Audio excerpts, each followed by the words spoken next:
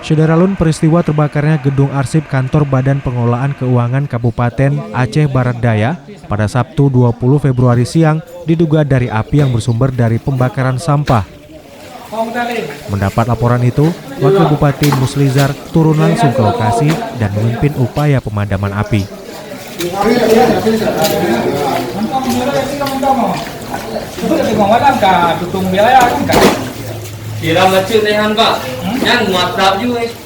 Bangunan permanen yang terletak di bagian belakang kantor BPKK menyimpan ribuan dokumen keuangan serta sejumlah aset, baik yang masih bisa dipakai maupun yang telah rusak. Informasi dari bawahan telepon itu jam 13.30.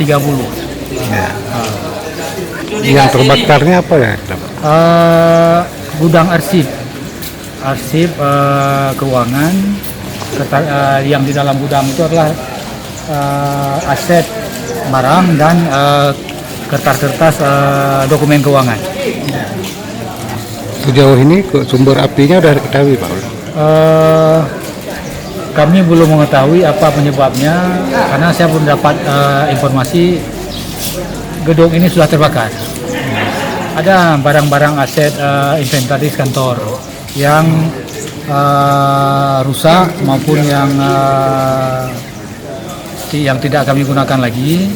Kemudian juga ada barang-barang yang masih bisa digunakan tapi disimpan di gudang. Belum bisa kami prediksi karena belum terdata apa-apa yang terbakar, apa-apa aset yang terbakar. Tapi kalau dokumen, ya ini kan dokumen keuangan dari 2003 sampai dengan 2020. Oh, 2003.